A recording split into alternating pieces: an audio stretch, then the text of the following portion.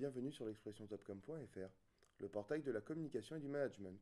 La marque de chaussures Fago profite de Pâques pour lancer une chasse au trésor 3.0. Elle mêle web, digital et street marketing et propose à ses fans de partir à la recherche de 100 QR codes cachés qu'il faut flasher avec l'application mobile BookBeo pour participer. Pour nous parler de ce flash, nous recevons Nicolas Rohr, co-créateur de Fago. Bonjour. Bonjour Alexis. Alors avant de nous parler plus en détail de l'opération, est-ce que vous pourriez nous en dire un peu plus sur Fago? Oui, bien sûr. Du coup, Fago, c'est une marque que j'ai créée avec Frédéric il y a 3 ans. Nous étions alors encore étudiants en école de commerce. Et l'envie en fait de monter sa boîte a été assez forte en 3e année. Pourquoi? Parce qu'on s'est dit qu'on avait finalement beaucoup d'outils en main pour pouvoir se lancer. Et on partait du constat qu'on était tous habillés un peu pareil avec les mêmes marques. Et que finalement, peut-être une nouvelle marque pourrait peut-être séduire, en tout cas nos amis proches. Et on est parti vraiment en se disant on va essayer de créer une marque. Et du coup, 3 ans plus tard, eh bien, Fago, c'est une marque qui est présente dans 180 pays en France, 180 points de vente en France, dont les Galeries Lafayette, le Printemps, mais aussi dans 13 pays à l'étranger. Et on a une collection pour hommes et pour enfants. D'accord, donc ça fonctionne. Oui, ça fonctionne très bien et on peut dire un chiffre qui est assez symbolique pour nous, mais qui est important, c'est qu'on a planté 100 000 arbres actuellement en France. Parce qu'en fait, pour chaque paire de chaussures vendue, nous plantons un arbre dans une volonté de compenser nos émissions de CO2 qu'on calcule chaque année via un bilan carbone. D'accord, alors c'est quoi la Fago Trésor? Pourquoi avoir lancé une telle opération? Alors, en fait, ça peut paraître un peu original, mais chez Fago, on a une valeur qui est celle de la communauté qui est très forte chez nous. En fait, si Fago existe aujourd'hui, c'est grâce à Facebook. Donc, on avait lancé une page fan pour promouvoir le lancement de notre marque. Et ce sont vraiment les internautes qui nous ont suivis dès le début. Donc, pour Pâques, finalement, on avait réfléchi à une opération en se disant il faut qu'on demande à notre communauté, encore une fois, de venir à un événement Fago, parce qu'on est en quête justement de cette proximité et d'essayer de leur proposer à chaque fois quelque chose, mais qui ne tourne pas toujours autour de la chaussure. C'est-à-dire que là, c'était vraiment une expérience qu'on voulait leur offrir. Une expérience donc street marketing, parce qu'on avait envie qu'ils courent un peu, voilà, pour user un peu les semelles de chaussures, c'est toujours bien. On avait envie aussi de leur montrer qu'on pouvait mélanger technologie et le côté mode. Donc, du coup, l'application BookBeo pour flasher les QR codes. Et ensuite, on voulait leur faire découvrir notre quartier, donc le 2e et 3e arrondissement de Paris. C'est pour ça qu'on les a fait courir un peu partout. Donc tout ça, finalement, on s'est dit Pâques, c'est le meilleur moment. Il faut les faire sortir avant les fêtes de Pâques, parce que sinon, juste après, ils vont manger plein de chocolat. Ça va être Donc dur juste de avant, courir. on va leur faire une petite course un peu diététique pour qu'ils puissent mieux appréhender leur fête de Pâques. Alors, est-ce que vous pouvez nous la décrypter? Qu'est-ce qui s'est passé pendant cette opération? Alors c'était intéressant parce qu'il y avait déjà une partie amont qui s'est faite sur le web, où finalement donc notre recrutement s'est fait par le web. On a parlé sur notre communauté et sur 50 sites partenaires. Donc on appelait les ambassadeurs de l'opération en disant voilà, le 31 mars, il y aura la chasse au trésor Fago dans Paris. Rejoignez-la et regardez cette vidéo teasing. Donc on a eu à peu près 3500 vues donc, de cette vidéo qui donnait rendez-vous à tout le monde dans le 2e et 3e arrondissement de Paris où 100 QR codes étaient planqués. Mais pour découvrir son premier QR code, il fallait se rendre en fait sur l'un des sites des 50 ambassadeurs qui délivrait sur le moyen de son choix un indice dévoilant son QR code. Parce que les 100 QR codes en fait étaient affiliés à des ambassadeurs. D'accord. Une fois, donc, je me rends par exemple sur la page fan de BookBeo, qui était un de nos ambassadeurs, et je découvre qu'il me dit je suis situé là où les arts et métiers ont été inventés. Donc dans le 2e arrondissement de Paris. J'imagine que c'est la station Arts et Métiers. Ça me paraît raisonnable. Voilà, je m'y rends et je trouve mon QR code, du coup je le flash.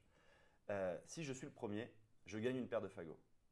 Si je suis malheureusement le 2e, parce que quelqu'un est déjà passé avant moi, il me reste encore une chance de gagner quelque chose, c'est-à-dire d'aller essayer de scanner le plus grand nombre de QR codes dans le 2e et 3e arrondissement de Paris pour essayer de gagner le panier des ambassadeurs. C'est-à-dire le panier qui regroupe les lots des 100 ambassadeurs.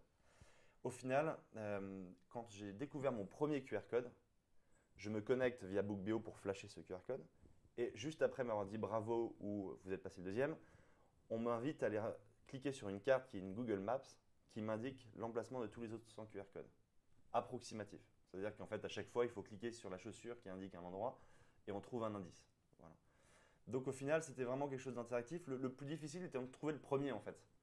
C'est pour ça qu'on voyait des gens, nous on a fait un peu les navettes, on voyait des gens galérer en disant putain, on sait qu'il y a une carte, mais on a envie d'y accéder et on en est qu'au premier, quoi.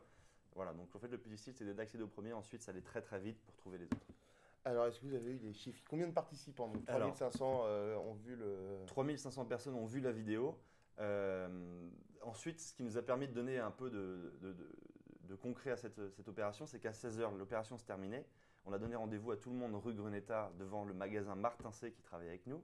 On avait installé une énorme banderole, etc. On a donné rendez-vous à tout le monde à la fin, à cet endroit-là, pour se réunir. Et il y avait un dernier truc à gagner. Alors là, c'est le meilleur. C'est un peu comme dans les jeux vidéo, il y a toujours le boss à tuer à la fin. Là, en fait, on a dévoilé un énorme QR code déroulé sur une bâche qui faisait à peu près à 2 mètres sur 2 mètres. Et tout le monde en même temps devait flasher ce QR code géant. Et à la fin, un tirage au sort élisait le gagnant. Et le gagnant pouvait partir, gagne un aller-retour en Europe dans le pays de son choix. Voilà. Sympa. Donc du coup, ça fait un truc vraiment à la fin, on voulait tous se retrouver et échanger autour d'un petit verre sympathique. Et donc pour parler des chiffres très précisément, il y a eu 400 participants, ce qui est vraiment top pour une première édition. Bon, on aurait bien sûr espéré que les rues du 3e arrondissement et du 2e soient pleines à craquer, mais 400 participants, c'est pas mal. 1000 codes flashés, tous les QR codes ont été trouvés, donc ça c'est une bonne chose. Et ensuite, ils ont été flashés 1000 fois. Donc c'est-à-dire qu'en moyenne, 8 flashs par participant. Tout a été trouvé. Ensuite, c'était un tweet à la minute sur Twitter. Et ça nous a permis de recruter 500 personnes sur la page fan.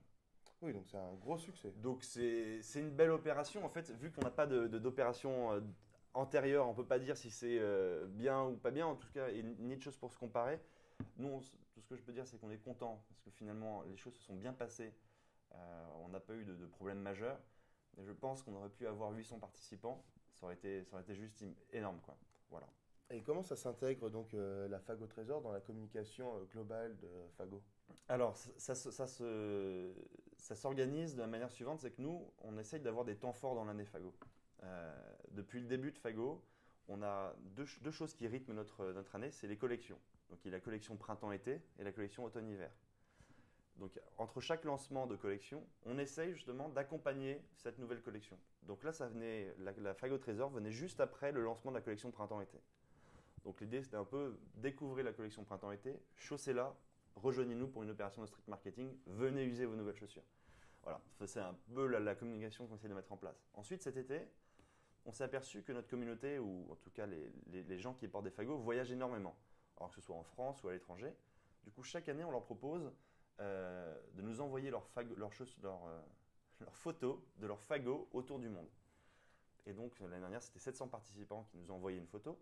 Ou par exemple, je suis, je sais pas moi, devant la Tour Eiffel, et ben je prends une photo de ma chaussure devant la Tour Eiffel, je l'envoie, et ensuite elle est postée sur Facebook, et la photo de vacances la plus likée gagne la collection intégrale de l'hiver. Voilà, donc en fait, chaque année, on essaie de rythmer avec des temps forts qui accompagnent les saisons et qui vont nous permettre de faire des transitions. Du coup, Fago autour du monde, ça fait une transition vers l'hiver. Pâques, ça fait une transition vers l'été. Voilà, donc on va essayer à l'avenir d'avoir 4 temps forts qui s'intégreront, donc 2 pour la collection printemps-été et 2 pour la collection automne-hiver. Donc on est vraiment dans une communication communautaire. Communautaire et je dirais dynamique et surtout où on a besoin que ce soit le client qui nous monte l'opération. Enfin, comment dire, on va donner des bases, un ciment pour une opération. On a besoin que ce soit la communauté qui nous l'enrichisse en fait.